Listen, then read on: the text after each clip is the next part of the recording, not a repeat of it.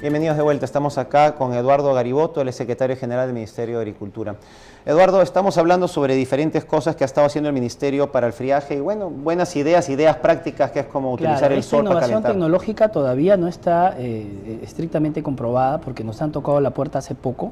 Esta universidad que te digo que nos habla de esta tecnología, nos hubiera gustado habernos enterado de este tema en enero y quizás hubiéramos tenido mayor tiempo para poder implementar. Si no lo podemos hacer en este año como quisiéramos, estamos seguros que el próximo año lo vamos a hacer, pero vamos a hacer un plan piloto primero. O sea, vamos a tratar de hacer un cobertizo caliente, a ver si funciona. Hablar también con nuestros veterinarios del SENASA para que nos digan si los animalitos están capaces de resistir. Pero la física que estás explicando es una física bastante simple, o sea, debe de hecho que va a funcionar, pero ojo, pues aquí también necesitamos la opinión de nuestros veterinarios, que nos digan de alguna forma, ¿no es cierto? Si eso afecta o no afecta. Así es, a los animales, ¿no? Estamos hablando de un sitio que va a estar hermético en la noche. Ahora, el animal normalmente hace sus necesidades, calculo yo, en el día, porque en la noche se dedica a dormir.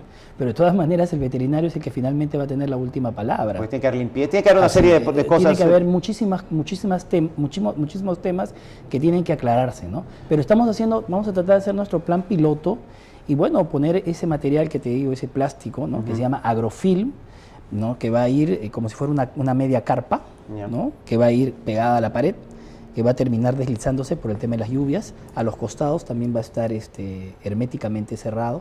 Va a tener un armazón que va a ser de maderitas, ¿no es cierto?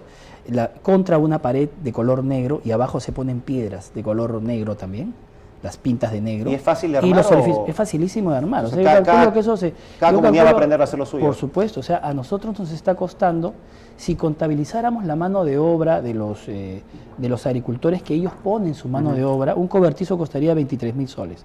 Pero en materiales más o menos está saliendo 6.000 o 7.000, lo que le sale a Agrorural, ¿no es cierto? ¿Ya?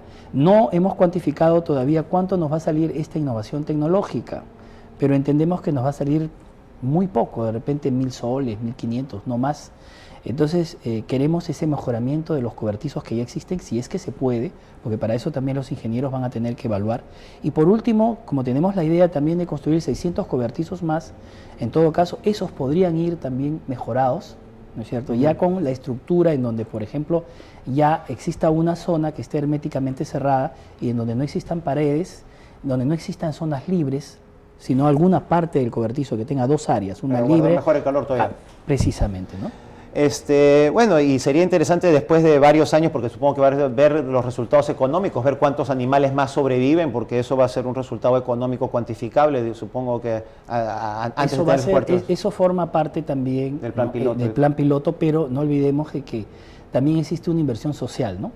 Por ejemplo, si estuviéramos más que todo viendo el tema como si fueran casas calientes donde vive la gente, no vamos a hablar de cuantificar, eso no es un costo-beneficio, estamos hablando de vidas humanas, ¿no es cierto?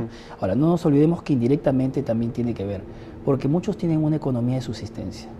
Entonces, viven del cultivo, viven o sobreviven, ¿no? Pierden de los ganado, animales, pierden su ganado y pierden su subsistencia, su sustento, vida, digamos, ¿no? Claro. O sea, también hay que verlo por ese lado, ¿no? Quería cambiar totalmente de ángulo, digamos, hacer otra pregunta, que es otra pregunta que te la hice antes de comenzar la entrevista, que nos interesa muchísimo, porque es algo financiero y porque es algo que ya tiene 40 y pico años, los bonos de la reforma agraria. Estamos hablando de 1970, ¿no? Cuando se implementó la ley de la reforma agraria. 42 años. ¿No? Sí. 42 años. Sabemos de que ahora el Perú está saliendo afuera a Londres a traer inversionistas, pagamos nuestra deuda externa del año 96, hemos hecho una serie de cosas, pero lo bueno de la reforma agraria verdaderamente es la lacra más histórica que tenemos ahí sentada, y tú bien me dices de que el gobierno ya está pagando a algunos que han ganado juicios, pero la gran mayoría verdaderamente está con los brazos cruzados esperando de que el gobierno dé una solución global y no de que solamente, digamos, los Pepe vivos que saben hacer juicios buenos y saben demandarle al Estado puedan los cobrar, sino que todos cobren de una manera igualitaria. Claro, ya se ha implementado una comisión en donde se están evaluando precisamente todas las sentencias y las deudas que tiene el Estado con sentencias judiciales firmes. o sea que tienen autoridad de cosa juzgada. En el caso del Ministerio de Agricultura hay un caso muy peculiar, ¿no? O sea, no es un ministerio que como otros que puede tener, por ejemplo, deudas laborales que devienen de sentencias firmes, consentidas, ejecutoriadas, sino también tiene deudas bastante grandes que tienen que ver precisamente con el tema de la reforma agraria. Nosotros ahorita tenemos un pasivo de 290 millones de soles, que a nuestro entender es impagable si no tenemos el apoyo del Ministerio de Economía y Finanzas. Son 990 millones que tienen que ver con deudas por la reforma agraria que nacen de sentencias que tienen la calidad, la autoridad de cosa juzgada. ¿Y que no se están pagando?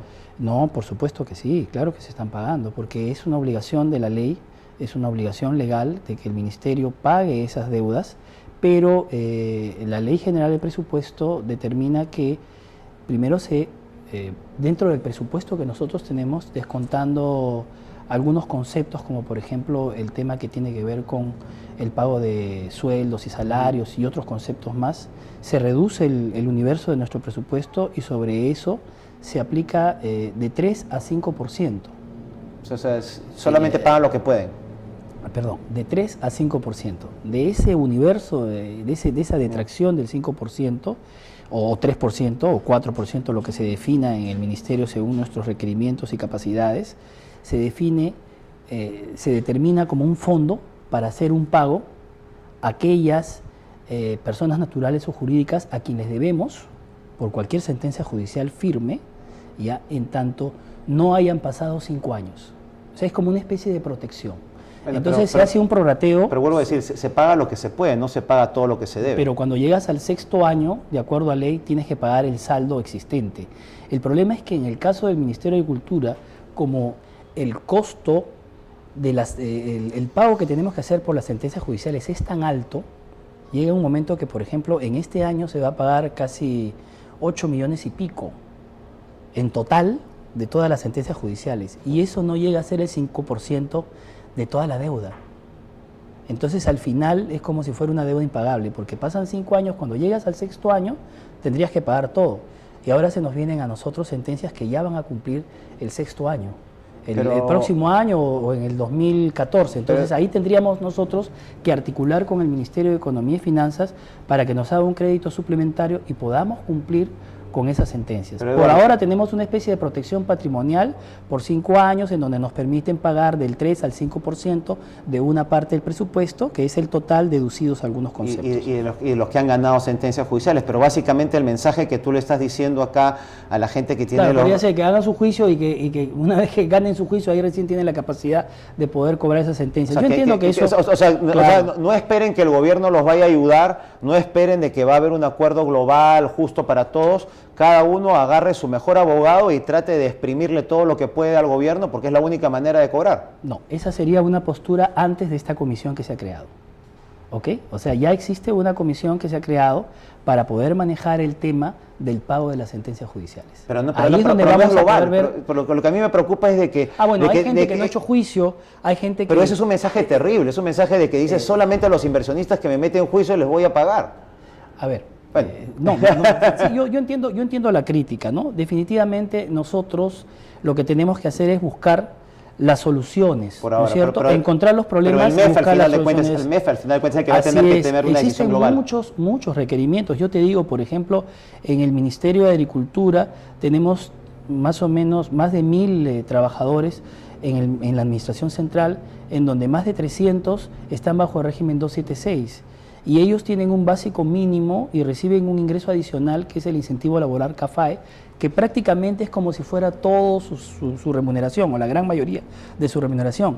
Y hace más de 11 años no tienen un incremento sobre ese incentivo laboral CAFAE. Si nosotros pedimos el incentivo laboral CAFAE, que podría significar para nuestros trabajadores, y lo hemos hecho porque ya tenemos un proyecto de ley que estamos tratando de manejar con el Ministerio de Economía y Finanzas, y para que esto ingrese al Consejo de Ministros y pueda ser un proyecto de ley ingresado al Congreso con urgencia para que lo pueda tomar en cuenta el Congreso y de alguna manera solucione el problema de nuestros trabajadores. El problema es que probablemente otros ministerios también hagan cola por el mismo tema.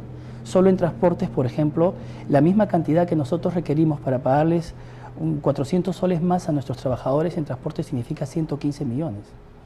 Entonces ahí tenemos algunos problemas que son álgidos, porque viendo el tema contextualmente, generalmente, entonces el Ministerio de Economía y Finanzas tendría que pensar en prioridades, en distribuciones y cómo puedo yo pagar esto, ¿no es cierto?, cuando también hay otras prioridades. Yo te voy a decir, ahí hay un problema. Por ejemplo, el tema de los trabajadores es básico. Yo te voy a decir una y el cosa. tema de las sentencias judiciales, la reforma agraria también es básico. Bueno, pero te voy a decir una cosa, como inversionistas, todavía están viniendo todos muy bonitos acá haciendo cola por venir al Perú porque el Perú está creciendo.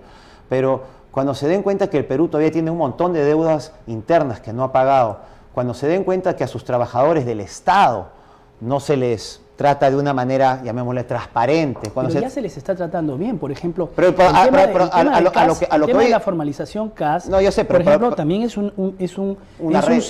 un signo fundamental de que estamos tratando de cambiar las cosas. Pero claro, tampoco podemos manejar una posición abiertamente populista. Tenemos que buscar salidas y soluciones justas y sobre todo viendo cuáles son nuestros recursos y nuestras capacidades económicas. Está bien, ya parece que te estuviera hablando de alguien del Ministerio de Economía y Finanzas. Pero creo que tenemos que ser realistas y crudos en ese tema. Está bien que ser realistas, pero yo te lo voy a decir como realista. Una persona que viene a invertir en el Perú y dice, ven, muy bien, me dicen, ven acá, vamos a respetarte tus derechos, no te vamos a expropiar como han hecho en YPF, no vamos a hacer una serie de cosas. Pero, sin embargo, todavía tenemos deudas internas pendientes. Pero, sin embargo, todavía tenemos gente en planilla que les pagamos de una manera extraña. Sin embargo, entonces, todas esas cosas... Sin embargo, tenemos esto, pero lo estamos corrigiendo. Ah, bueno, pero... Esa es la acotación. Lo estamos corrigiendo y lo vamos a corregir.